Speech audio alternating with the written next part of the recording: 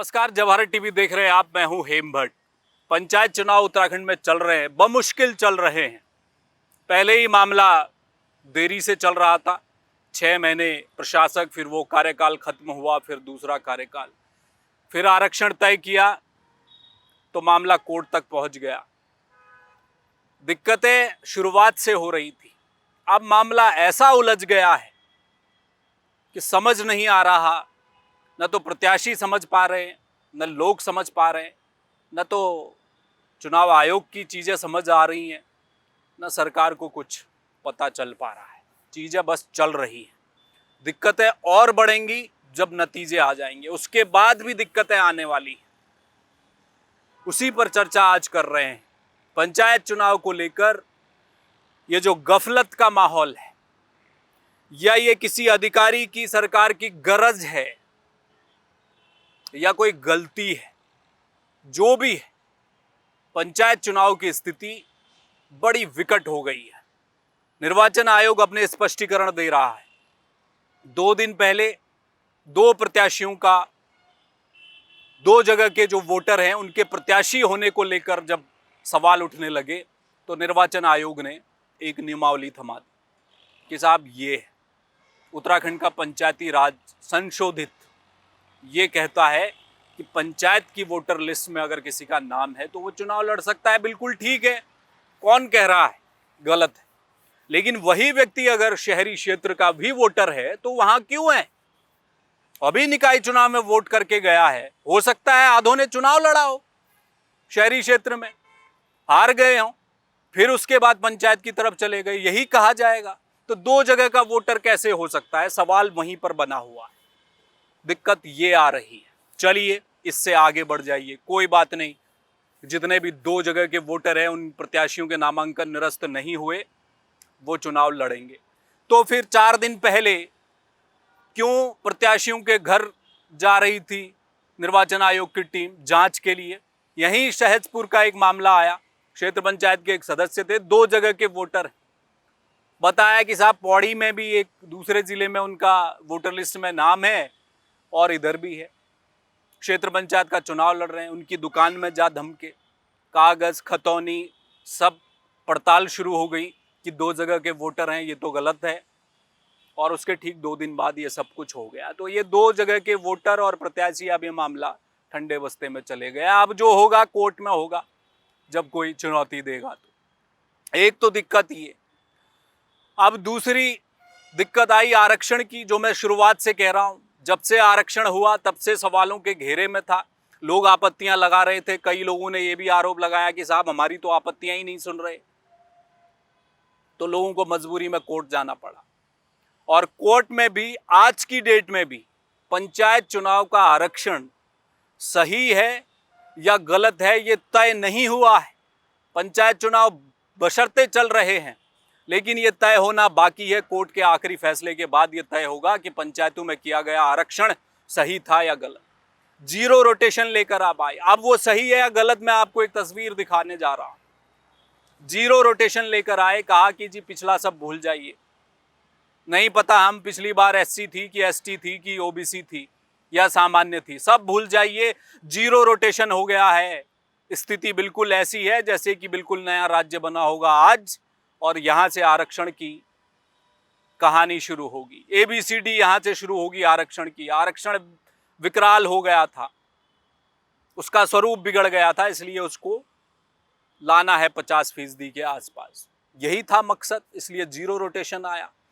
अब जब 0 रोटेशन आया तो बात सही है कि पिछला सब भूल जाइए, कोई भी सीट ST हो गई, OBC हो गई या सामान्य हो गई। लोगों को इस बात पर दिक्कत थी। चलिए मान लिया कि 0 रोटेशन है। पौड़ी का एक गांव है डांगी। अब कैसा आरक्षण हुआ पंचायत चुनाव में, जरा देखिए कि इस गांव में एक भी प्रत्याशी नहीं मिला। भाई क्यों? सीट खाली रह गई ग्राम प्रधान की। तो लोग पहुंचे DM साहिबा के पास कि ये क्या हो गया, आपने तो OBC महिला किया हुआ था गांव को, वहां तो OBC एक भी नहीं है, कोई प्रत्याशी ही नहीं मिल रहा। तो फिर जो जीरो रोटेशन किया है उसमें इतना तो कम से कम देखा जाता। ये जो गोलमेज में बैठकर बंद कमरे में आरक्षण तय कर दिया, क्या वो टिक लगाने का काम चल रहा था भीतर खाने? क्या मैदान में लोग गए नहीं, देखा नहीं, जाना नहीं, समझा नहीं किस जाति के कौन लोग कहाँ कितने ले रहे? कम से कम इतना तो हो, ओबीसी महिला अगर सीट है, ओबीसी सीट है, तो वहां 2-4 लोग तो हों, 4%, 5% तो ओबीसी हों, कि कहें कि जी इस बार से ओबीसी शुरुआत हो रही है, फिर देखेंगे सामान्य होगी कि एससी होगी। वो तो बात की बात है ना। लेकिन आज तो होना चाहिए, कोई भी नहीं मिला, तो फिर ओबीसी क्यों किया?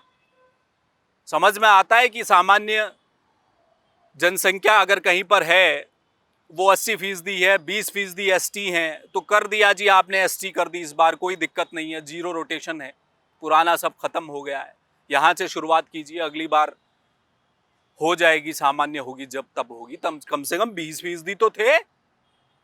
इस गांव में तो एक भी ओबीसी नहीं, फिर भी ओबीसी आरक्षण कर दिया। ये तो आरक्षण की स्थिति है जो कोर्ट में फिलहाल विचाराधीन है, और जब सुनवाई में आएगा। और 1% के लिए आप ये फर्ज कीजिए कि कोर्ट उन याचिकाकर्ताओं का जो कि कह रहे हैं कि आरक्षण गलत हुआ, वो मान लेती है जी गलती हुई है, तब क्या होगा? तो बहुत सारी सीटें ऐसी हैं जहां पर दोबारा चुनाव कराने की नौबत आ जाएगी। कोर्ट ने कहा है ना कि जो जीत कर आएंगे हम उनको भी पार्टी बनाएंगे, सुनेंगे, उनकी भी दिक्कत सुनेंगे। तो ये नतीजे आने के बाद की दिक्कतें और बढ़ने वाली है। अब एक और सवाल है, सवाल ये है कि पंचायतों का गठन होना मुश्किल हो जाएगा इस बार। तो तभी हम कह रहे हैं गफलत, गरज और ये जो गलती नजर आ रही है पंचायत चुनाव में, ये विकराल हो सकती है नतीजे आने के बाद। कैसे? ग्राम पंचायत सदस्य के हजारों पद रिक्त रह गए, 50% से ज्यादा पद रिक्त हैं, कोई आया ही नहीं। अब जब ग्राम पंचायत में सदस्य नहीं होंगे, बोर्ड गठित नहीं होगा, वो कोरम पूरा नहीं होगा, तो ग्राम प्रधान काहे की शपथ लेंगे? वो ग्राम पंचायत का गठन कैसे करेंगे? तो फिर वहां उपचुनाव होने, 33,000 से ज्यादा पद रिक्त रह गए पूरे उत्तराखंड में। तो पंचायतें अपना स्वरूप ही नहीं ले पाएंगी, फिर उनके लिए उपचुनाव कराना पड़ेगा। ये भी एक समस्या है, ये भी होने वाला है नतीजे आने के बाद, ये दिक्कत है। तो ये इसीलिए हम कह रहे हैं, ये जो अंधेर नगरी चौपट राजा, अब चौपट राजा को आप किसी एक व्यक्ति की तरफ मत जोड़ दीजिएगा। यहाँ राजा का मेरा मतलब है कि राजा वो हो सकता है जिस पर जिम्मेदारी थी आरक्षण को सही रूप में करने की। वो अधिकारी हो सकते हैं पंचायती राज के, निर्वाचन के अधिकारी हो सकते हैं जिनको नामांकन और प्रत्याशियों की अहर्ता को लेकर सही दिशा निर्देश समय पर देने थे, तो वो राजा उस तरफ हो सकता है। अब अगर कहीं से पर्टिकुलर कोई आदेश आया है उसके बाद ये सब कुछ हुआ है तो फिर बात अलग है, लेकिन राजा यहाँ वो है जिस पर जिम्मेदारी थी आरक्षण करवाने की, जिन पर थी निष्पक्ष चुनाव और सही रूप में दिशा निर्देश देने की। अब हुआ ना दिक्कत, 2 जगह के वोटर के चक्कर में कई लोगों ने चुनाव छोड़ दिया। उन्होंने कहा साहब हमारा तो शहरी क्षेत्र में भी नाम है, अब कहा जा रहा है निर्वाचन की तरफ से कि भाई ये तो गलत होगा, उन्होंने पैर पीछे खींच लिए, वो चुनाव ही नहीं लड़े। लेकिन फिर ऐन वक्त पर कहा कि चलेगा जी सब, तो वो अलग गफलत में रहे, तो उनका तो चुनाव निकल गया।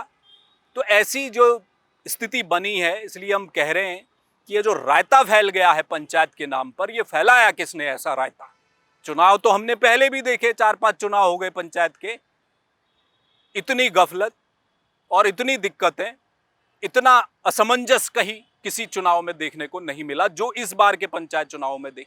ऊपर से मौसम की मार है, बारिश हो रही है, वो एक अलग समस्या है निर्वाचन आयोग के लिए कि कैसे चुनाव होगा, तैयारी तो चल रही है। तो कुल मिलाकर स्थिति बड़ी विचित्र सी बनी हुई है पंचायत चुनावों की। अब आगे कोर्ट में भी आरक्षण विचाराधीन है। जो लोग 2 जगह के वोटर हैं, अगर वो चुनाव लड़ रहे हैं, क्या भरोसा कल के दिन उनकी क्षेत्र पंचायत सीट पर उनके चुनावी नतीजे को चुनौती न दी जाएगी कोर्ट में कि साहब 2 जगह वोटर थे आप, कैसे कर लिया? ये तो विषय आगे के हैं ना। तो ये सारी चीजें घूम फिर के एक ही जगह जाता हुआ रास्ता दिखाई दे रहा है और वो है न्यायपालिका का। तो सबकी दौड़ उसी तरफ होते जा रही है और होगी भी। जब नतीजे आएंगे, फिर उपचुनावों की स्थिति बनने वाली है, तो ये मामला फैलता चले जाएगा। तो इस रायते को अब तो मुझे लगता है देर हो गई समेटने में। अब तो जैसे तैसे चुनाव निपटें, फिर आगे जो हो वो देखा जाए। बहुत शुक्रिया इस खबर में हमारे साथ जुड़ने के लिए। देश और दुनिया की तमाम छोटी बड़ी खबरों के लिए आप देखते रहिए जय भारत टीवी। मुझे दीजिए इजाजत, किसी और मुद्दे पर आपसे फिर करूंगा मुलाकात। तब तक के लिए नमस्कार। आप देख रहे हैं जय भारत टीवी।